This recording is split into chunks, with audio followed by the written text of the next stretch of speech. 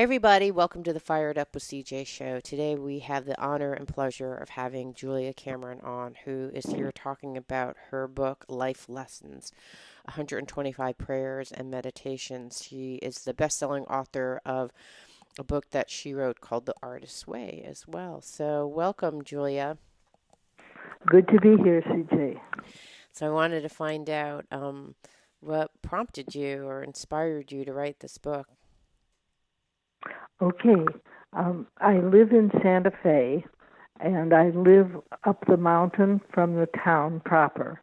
Mm-hmm. And I am surrounded by pinon and juniper and wild creatures, even bears. Wow. And I was snowbound, and I found myself getting very nervous and feeling like I was far too isolated. Mm. Uh, and I thought, I must do something to calm down. Mm. And it came to me to try praying. So I began writing prayers that I hoped would soothe my psyche.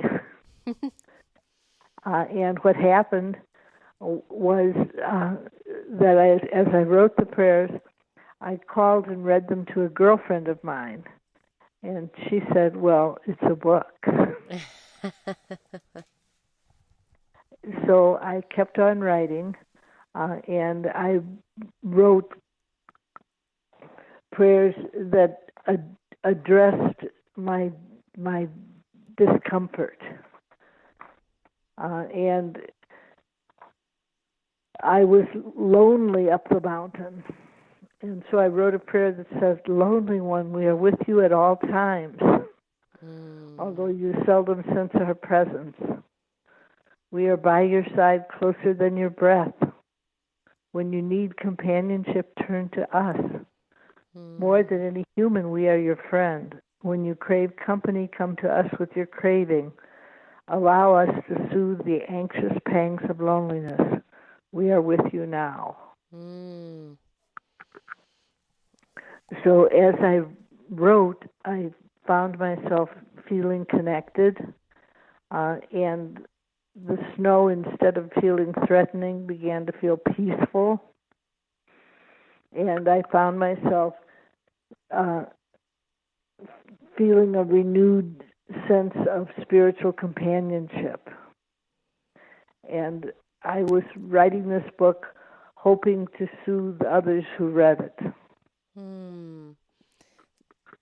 So when you were receiving this, were the "Oh Lonely One," is that the prayer that you were writing, or is that the response to the prayer that you were praying for? I would say it's a response to an inner feeling that many of the prayers and affirmations in this book are responses to emotions that I didn't necessarily state. It was sort of like the still small voice knew what I was thinking. So you were praying, and the still small voice knew that you were lonely, and it gave you a response to something you weren't even praying for necessarily. Is that what you meant? That's what I meant. Wow. Okay, cool. So, I'm I'm curious. You said that you're kind of in an isolated area in Santa Fe. Have you always felt lonely, or was this particular time different? That how was it different than the other times? Well, it was simply more acute uh, because I think of the house that I was living in. I had a writing room that was all windows, Mm.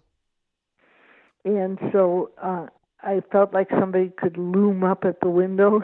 Oh, like a big So, bear. and in fact, we did have a big bear, and my neighbor took a picture of it. Wow. That was outside your writing room? Yes. Oh my gosh. Wow. Okay, so there was something about so was it a new place that you had moved into, or do you still live in the same place, the one with the writing room with all windows? Well, what happened was that I got robbed. Oh Uh, no. I had someone break in while I was sleeping, Oh. and my little dog didn't set up a racket. She slept through it. And they took my computer and my backup system. Oh no. Oh And no. after that, I didn't feel safe in the house at all. And it Mm, had always been sort of precarious. right. Uh, and so after I was robbed, I thought I need to find a safer place to live. Mm, And a girlfriend of mine said, uh, "There's a house up the mountain from you. You might want to look at." So I went and looked at it, and it had a courtyard with a bolted door. And you could come into the house through the garage. And I added an alarm system, and I feel secure in this house. mm, mm. But was the first house, the one that got robbed, was it closer to the city so that you didn't feel as lonely, or was it more situated in a different place in Santa Fe? Uh, both houses are up the mountain from the plaza, Mm, mm-hmm. and both houses are surrounded by juniper and pinon. Mm, mm, But in the new house, uh, there's a sense of safety because of the courtyard. right. And all the And security systems and everything. yes, Yeah. Okay, so I saw I definitely sensed there are several themes throughout this book, and this was all during the time when you moved into your new house. Is that right? The one that has a courtyard that you wrote these 125 prayers? the the prayers were written in both houses. Oh, okay. Okay. So the one you feel alone and abandoned, this is false thinking. You're never alone, never abandoned. We're always on your side, guarding and protecting you, asking for help, and know that help comes to you. As you slow your pace, you feel our presence. Trust us completely. So when you got, and there's another one, let's see, there's another one with the theme of loneliness. And I mention this because I have a dear girlfriend who is, I think, in her mid 80s. And this is one of the ones that she struggles a lot. Loneliness is one of the feelings that she struggles with. The other one that you wrote is lonely one. Reach to us for companionship. We are with you always through you seldom, although you seldom sense our presence. Know that spirit touches you. Ask us to let you feel our touch. When you pray for guidance, we draw near. We speak to you with a small, still voice. Listen closely, and you'll hear us. Hearing us, know that you are not alone. So, when you receive these responses, what did you learn about loneliness from this dialogue? Well, what I found was that my loneliness was actually a spiritual uh, issue. Hmm. Uh, that there were indeed higher forces that were able to be of comfort to me if I was able to be trusting enough to reach to them. So I think that the theme of loneliness goes throughout the book. And as you're speaking of your friend who is aging, I have a friend uh, who is 88, and she lives on a mountain just like I do. Hmm. And when I call her at night, uh, she is sometimes sort of agitated, Hmm. and so we have a nightly check-in, which Hmm. is a comfort to both of us. Hmm. Hmm. What do you think is the spiritual issue? Because you said that the loneliness, you think the root cause is a spiritual issue. Is it, what do you mean by that? What do you mean? What I mean? You had said the you said loneliness. You see it as the was a spiritual issue. You said that there are higher voices, and really it was about trusting that they were reaching out to you. So was it a spiritual issue in the sense that you felt like the spirit that there weren't until that point you didn't think that there was a spiritual essence around you or spirit supporting you? Well, I think if you read The Artist's Way, it's a book that talks about creative energy being in touch with us at all times. Okay. And what I found was that uh, it was up to me to try to be open to this spiritual energy. Mm, And I think it's it's very human when you're isolated to feel lonely. mm-hmm. And I think uh, that reaching to a spiritual source and saying, please contact me back, Mm, we often find that we are contacted back, but then our skepticism sets in. And our skepticism says, it's just your imagination.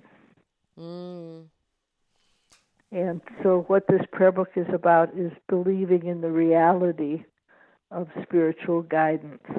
mm. So how did you said one of the things was opening up to spiritual energy.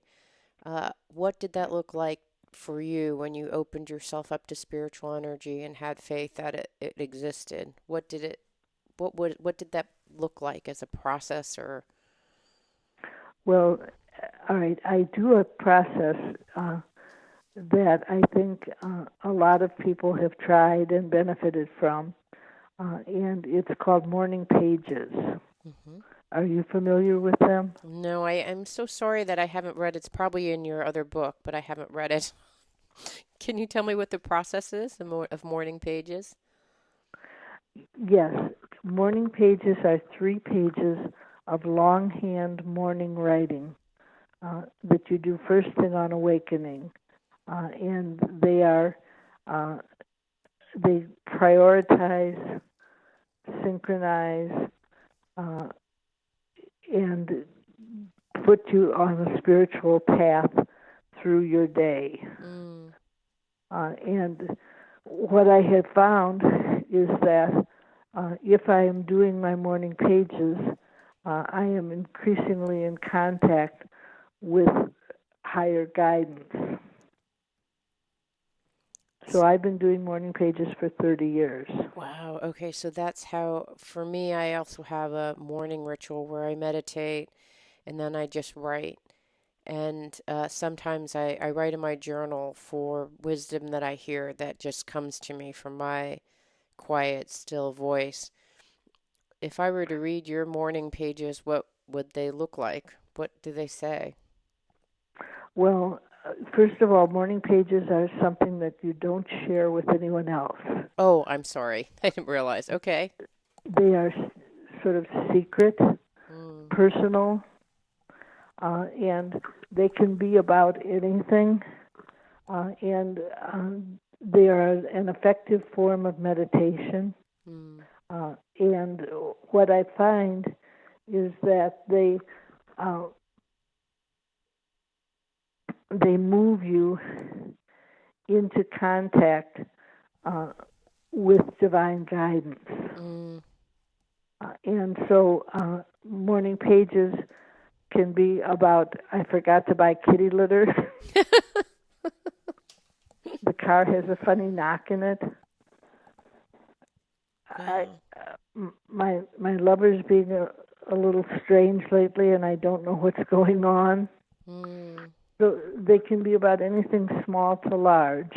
mm, And what they do is a little bit different from conventional meditation. If you have a problem and you take it into conventional meditation, what happens is that you sort of meditate the problem away. Right. With morning pages, you write it down, and it urges you to action rather than inaction. Mm. Mm. So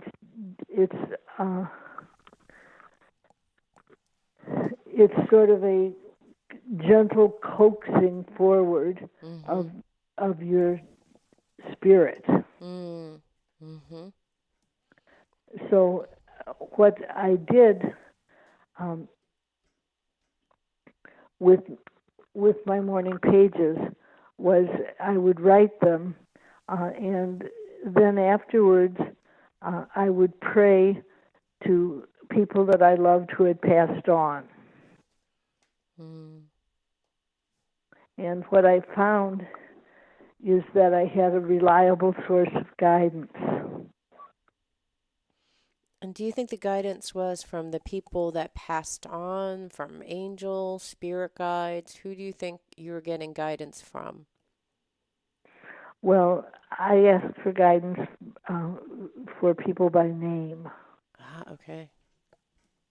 and they. I also, you'll notice in the book it says many times "little one," Yes, uh-huh. and "little one" is actually a form of address from higher forces. Mm. Oh, wow. Okay. So when we say "little one," uh, it coaxes us into comfort. Ah, so when you were writing down, if you were to write down little one, that was almost giving you a sense of, this message is coming from higher sources. If you didn't necessarily ask for, dear, Freud, please come and help me with this issue. It's That's right. okay, got it.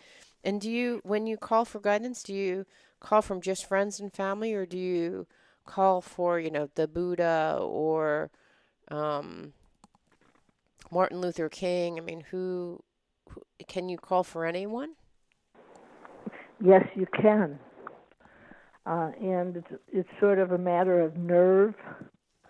Uh, like Carl Jung, I don't mean to bother you, but could you help me?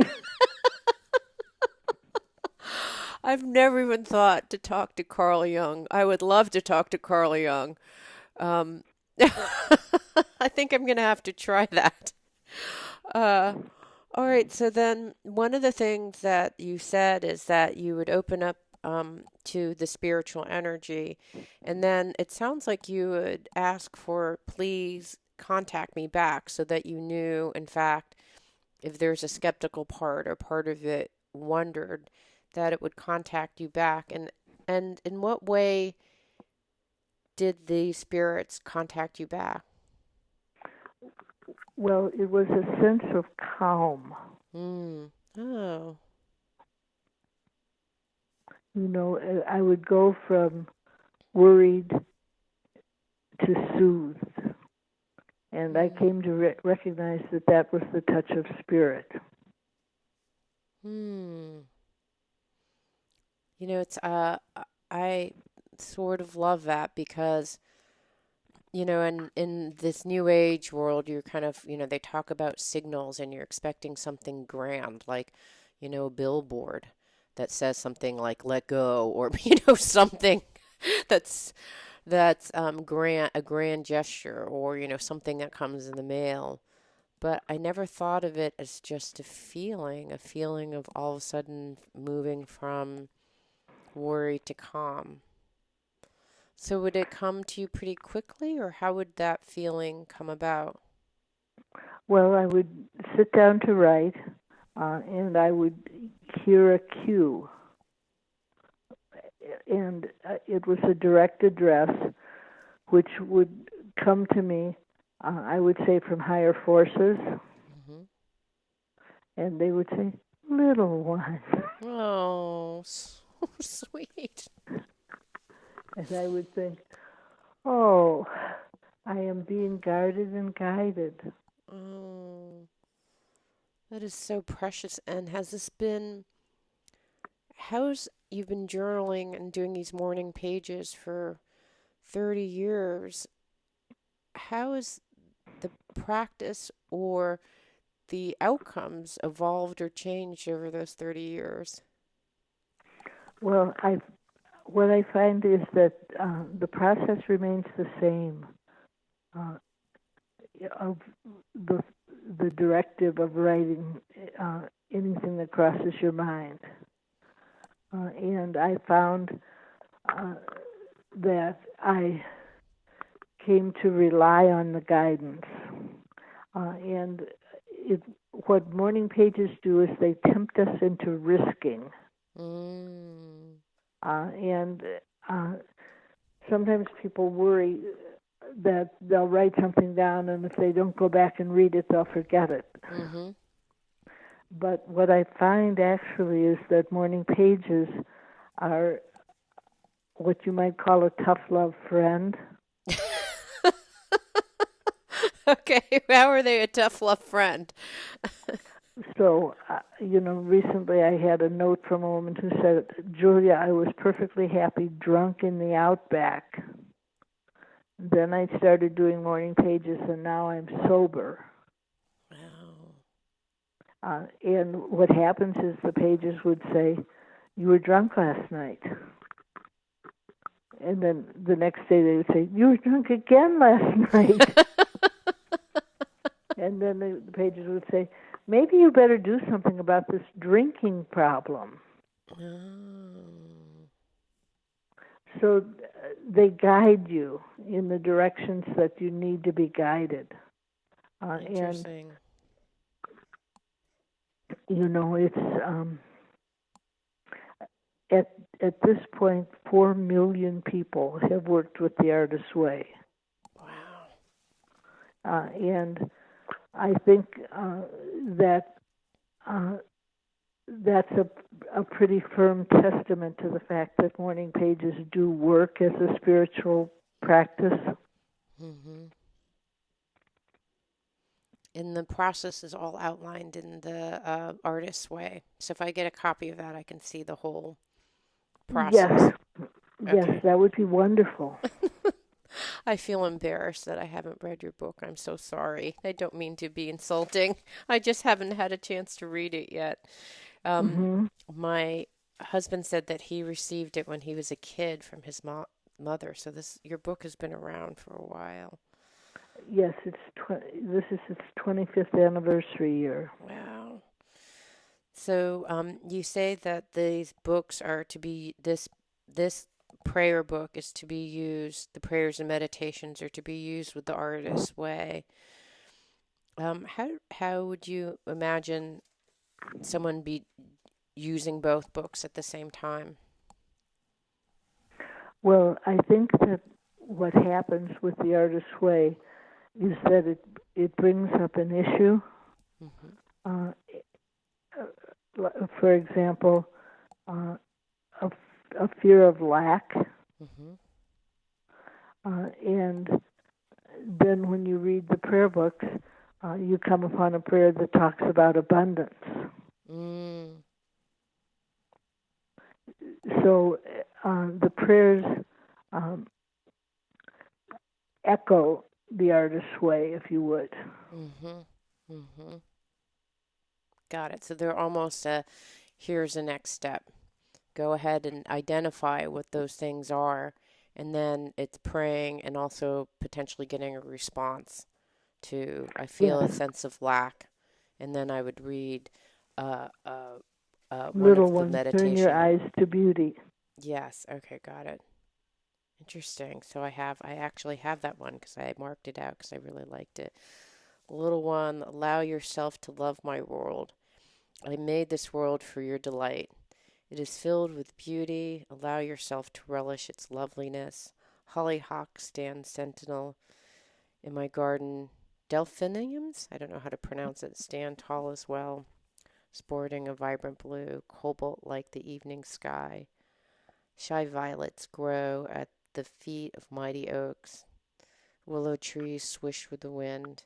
The graceful garter snake slides into the tall grasses. The llama blinks a gentle eye. The sporty zebra wears a dashing coat. The gazelle runs swiftly over the plains. All these wonders and many more are yours. So your writing is just so exquisite. I would, as I was reading, I would read this book after my meditation, and I'd love to live in your brain for a little bit. Uh-huh. I love your writing. It's just beautiful, very beautiful. Um, Thank you. yeah. So there are a couple of times in here that you mentioned gentleness, and that's something that I've been recognizing is a missing aspect of myself. If you go back to Jungian psychology, they talk about different parts of yourself that maybe you haven't necessarily embraced. Mhm. And gentleness is one of mine. And you have three or four different um, responses to gentleness. Uh, and I'm wondering what you've learned. Did you just start off as being a gentle person, or is it something that you've evolved into being a gentle person? Well, I think I've evolved, Mm-hmm. and I think that my life has evolved. Hmm. And I'm often told I'm a very good listener, Mm-hmm. and that to me is an aspect of gentleness, uh, Hmm. being receptive to what is around me. Hmm. And I take a daily walk, uh, and I I have a little dog, a Westie, a white Mm-hmm. West Highland Terrier, Mm-hmm. and I live, as I said, up the mountain from town on a dirt road, and it's uh, when you walk on it, you have a great view of the mountains, Hmm. and uh, it's it's just very peaceful. Hmm. And I think, when I was robbed, people wanted me to move closer to town, Hmm. feeling that there was safety in numbers. Mm-hmm. And I instead found myself moving further out of town. So is it gentleness come through your interactions with nature? Is that the evolution? Is that it's the interplay of nature that has evolved your gentleness? I think that's a huge part of it. Hmm.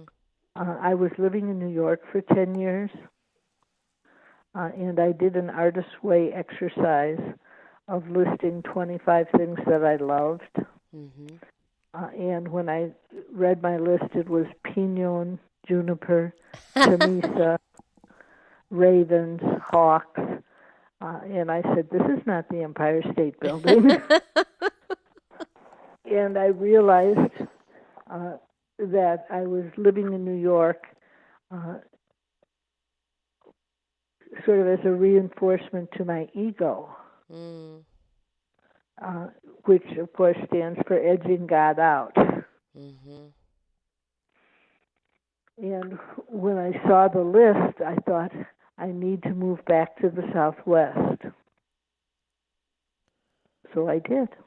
So were you originally, is that where your hometown is, or did you live at one point in the Southwest? I lived in Taos for 10 years. Oh, okay, got it. Wow. So your And that, gentleness evolved out of connection with nature. Eh, yes, I think so. And from the writing of daily pages. Hmm. And then there's a second tool from the Artist's Way, which is pivotal, and that's something called an artist date. Hmm. Uh, and that's going out once a week to do something festive. Okay. Solo, solo. Solo. Wow, that's Yes. super brave. Okay, so what's a solo? Give me an example of a solo festive thing that you've done. Uh, Going to a bead store and talking to an artist who blows her own beads. Oh, so it's an adventure going out and having an adventure with other people, or could it be, is it usually It with could, others? you go by yourself, Mm-hmm. and it can be something like going to a bird store Hmm. or going to a children's bookstore Hmm. or going to a plant store. Or it might be something more active like going to a concert. Uh, Hmm. the point is to do something that delights your creative self. Hmm. And Ah. what happens for people when they do this is that they have a sense of conscious contact. It's as though when you write morning pages, you're sending to the universe, you're saying, this is what I like, this is what I don't like, Right. this is what I want more of, this is what I want less of. Hmm. Uh, so it's like you're on a raft and you're tapping out a message. And then when you take your artist date, it's as if you've switched the dial over to receive. Mm. Ah.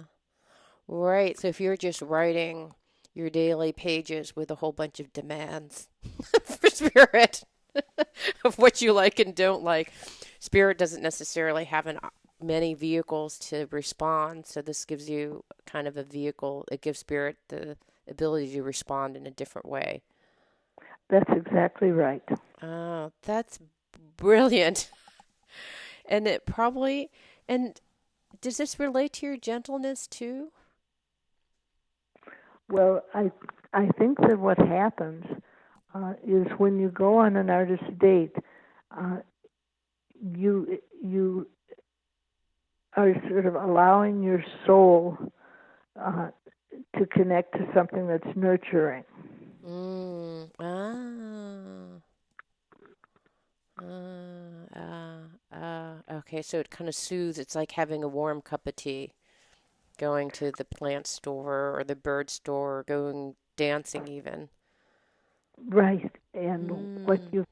what you find when I teach, I will tell people now you're going to have to get up about an hour early and do morning pages. And everybody in the class starts doing them because we're Americans and we understand the work ethic. So if I say I have a tool and it's difficult, people say, let's try it. but but then if I say, now I want you to go out once a week and do something festive just for fun, uh, people are like, fun? What does fun have to do with creativity? That to me seems weird, actually. That seems kind of surprising because it seems like fun is so, for me, so pivotal to creativity. If you don't have any spark or passion in your life, how can you have Well, creativity? it sounds to me like you have a pretty evolved spiritual practice. Yeah, well, possibly. I was just, I do. I I was at a spiritual retreat just in January, and I was talking to someone who is a massage therapist. And she said, sometimes I'm just surprised the kinds of things people tell me. And I said, what do you mean? She said, I talked to a client and I said, you need to, I'll tell you one thing that you need to do. And she said, oh, please don't tell me I need to breathe. I hate breathing. Uh-huh. That was one of the funniest things I've ever heard. One of the saddest and just funniest things I've ever heard. I think generally people don't like to go on the inside, but I guess they do. If you tell them to get up and wake up and write the morning pages, they do. Um, Well, I think the pages are very quickly addictive.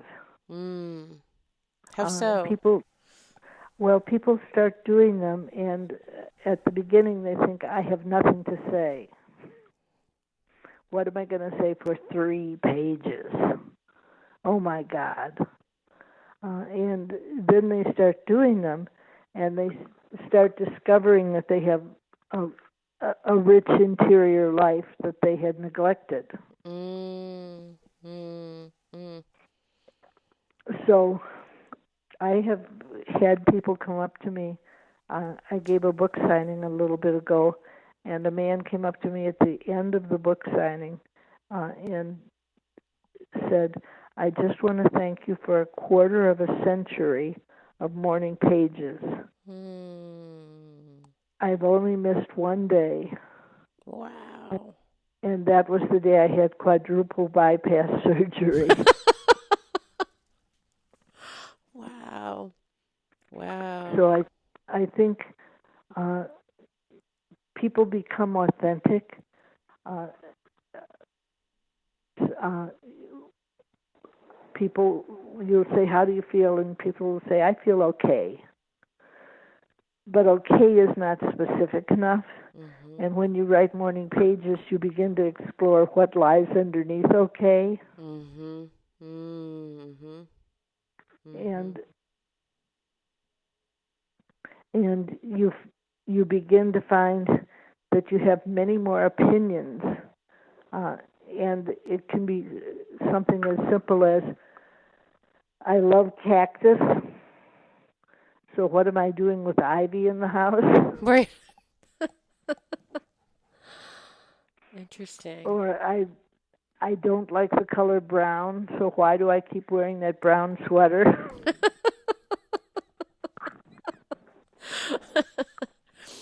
I just started in the when my son left for college. I kept on getting messages when I meditated, and the Hmm. messages were take a writing class, and I was like, I don't want to be a writer. I don't. Like everyone's like write a book, and I don't want to write a book. I'm not taking a writing class. I'm not writing, and I kept on getting these messages over and over again. Finally, I thought, okay, here's the thing. I'm going to email this woman who is teaches a writing class. And if I get in, and if it's available, even though she's been backlogged for 2 years to get into this writing class, then it's the signal that I should start writing. So I Hmm. sent her an email. And of course, she's like, that is so funny that you emailed me because we just had someone leave the class and you were next on the waiting list. And I thought, okay, I guess I have to start writing. And it's interesting because I have no idea where any of these writings will go. But I think what they've done is force me to do not morning pages, but at least writing every day as a way to just figure out what's going on. And I think the way that you described it, which is develop a rich interior life, is exactly what is happening because as a mom, I've been focused so much on my kids and exterior Hmm. focus. So, writing is exactly developing a rich interior life. Um, Well, and I think the thing that you'll find if you start uh, getting up and doing morning pages mhm, is that there's a difference between pages done first thing in the morning, mhm, which is before we have our defenses in place. mm, We're just candid, like I'm awake and I'm grumpy, right, and that if you do pages later in the day, you're reflecting on a day you've already had, that's uh, true. and and you're powerless to change. Oh, interesting. So there's a reason to do it in the morning because it's like you have as you were saying before, there's kind of an action-oriented aspect to it Yes, that's different than meditation. Hmm. yes, and people will find that the pages will suggest risks to them. Mhm. Uh, for example, I had been writing pages about 15 years, and I would ask in my pages what should I do next, and then I would listen for a response. Mhm. and I heard, "You will be writing radiant songs." And I thought, oh, come on, I'm 45 years old. I'm not musical. I would know it if I was. Mm-hmm. And so I asked again, please, what? Be specific. What will I be writing next? And they said, you will be writing radiant songs. Wouldn't it be fun to write a musical about Merlin? Wow. So what ended up happening was 2 weeks later, I went to visit a girlfriend who lived in the Rocky Mountains, and I told her, I keep getting told I'm going to write songs, radiant songs. She said, why don't you just go down and sit by the creek? So I went down and sat on a boulder, and I had been sitting there about 10 minutes, sort of half-assed meditating, and all of a sudden I heard, my green heart is filled with apples, your dark face is filled with stars. And I thought, oh my God, it's a song. Wait, so that was the start of your musical? That was the start of my musicals. They were direction from the morning pages. Oh my gosh. Wow. So, Wow. That's a beautiful story. I think it's funny. This whole thing for me about writing, um, mm-hmm, it I literally have been getting the guidance to write for 2 years.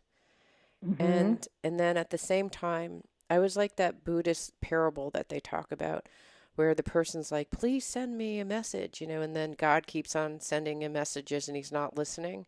I felt like I right. was doing the same thing. That's the humor that I find in your same stories because I did this, write, and I was like, God, why doesn't God talk to me? It's like, please write. It's like, oh, tell me another thing that you would like me to do. Right. Please, anything but that. Exactly. I just But think, now you're doomed because you've talked to me and you've told me that you're going to read The Artist's Way, yes. which is going to lay out morning pages for you. Okay. That's not being So, doomed. I'm blessed. well, I often think that when people encounter me, uh, I am sort of a bridge, and I think of my book as a bridge to higher consciousness. Mm-hmm. Mm.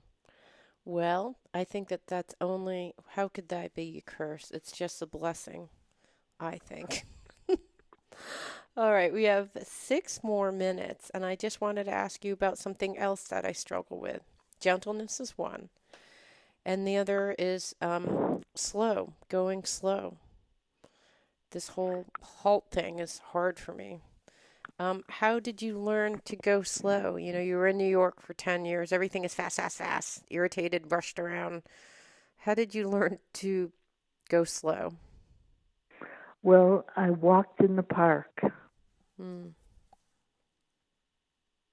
and I think you're right that it was a connection with nature mm-hmm, uh, that led to gentleness, and I think uh, again this is where morning pages come in uh, because uh, they're written by hand. mm-hmm. And sometimes people will say, Julia, but I'm so much faster on the computer. And I will say, well, fast is not what we're after. We're after depth. Mm, So, if you're writing on computer, it's as if you're in a car going 75 miles an hour. mm. And you go, oh, is that my exit? And if you're writing by hand, it's as if you're in a car going 35 miles an hour. Mm, Oh, here comes my exit. mm. Why, look, there's a convenience store. Yeah. So So morning pages bring you into the now, and they bring you a sense of calm, and they suggest little teeny things during your day that are what I would call choice points. Mm-hmm. And we begin to see we have many more choices in the day than we think we have. Mm. And so they slow you down and teach you to take advantage of beauty as you find it. Mm. But I think if you've been being told to write, uh, you're going to find that the higher power speaks to you very clearly through your writing. Mm-hmm. It does. Well, because I'm an auditory, so I literally hear full sentences. I mean, Right, sometimes I I do get too. images. Yeah, I do. Sometimes I get images. Sometimes I get a color. Sometimes I get a feeling. But probably 75% of the time, I literally get full sentences that just come out. I don't know 3 pages worth, though. Julie, how am I going to come up with 3 pages? Well, and I think people worry about that, and they say I have nothing to say, and I say, so write, I have nothing to say. Hmm. Okay. All right. I gotta go All get the right. book. I'm gonna go get the book. I think you'll enjoy it. I think I will. I mean, I'm sure I will. My process is that I meditate first and then I write, but I haven't thought about writing first and then meditating. I'm going to switch that up and just see what happens. I think, Well, I yeah. think what you'll find uh, is after a couple of weeks, uh, you will find yourself led, and uh, I think people will say to me, Julia, I have a meditation practice. What should I do? Meditate first or write morning pages first? Mm-hmm. And I will say, well, I'm a little bit of a fanatic. I've been writing them for 30 years. I would say write your morning pages first, and they put you in a meditative state. Uh, Oh. Yeah, so they're a primer. They're the primer to actually. I can see that because if you think about what disturbs you during a meditation, it's the random thoughts. Like today, I was, and this is just embarrassing to say, but I was 4 minutes short of my meditation because I thought, for, and this is stupid, but I thought I really would like to get my husband those French milled soaps for Valentine's Day because he can't find it at his store. So I'm going to research and find that. And I mean, it's a sweet thought, right? But it's stupid because that stopped me from finishing my meditation. Had I written the morning pages, that would have come out and that wouldn't have disturbed me probably in my meditation, I'm pretty sure. well, the directions are are things that you find yourself remembering. Mm-hmm. You would write, I think I want to buy my husband French milled soap. Mm-hmm. And then your your pages typically skip from topic to topic to topic, and it's like in meditation you have cloud thoughts Yeah. that that just move through you, Mm-hmm. uh, and in morning pages you write your cloud thoughts down. Yes. Yes, I understand exactly. Because in meditation, I hear the sound and I literally think about turning the volume down on that, whatever I need to get milk soap. I basically turn the volume down so you can't hear that message, which is, I think, exactly the point that you're making earlier, right? You turn the volume down on that, but then you don't necessarily honor that voice inside of you, the little silent voice inside that wants French milled soap. So what does it do? It interrupts you 4 minutes before your meditation ends. Um, okay, I can't wait to try these morning pages, and I am going to try doing it before my. You've converted me, Julia. You've Well, converted me. It's just when I hear that you've been given the direction to write, I I want to say to you, it won't change unless you do it. Yeah. Well, I've been writing, but not in the morning pages kind of way. And I think maybe that is what it's asking me to do. Who knows? I'll try it and we'll see. Um, Well, yeah. I just, I hope you get the artist's way and that you enjoy it and that it's a grounded explanation of why everything works. It's a Mm, system. mm. All right. Well, I will get it.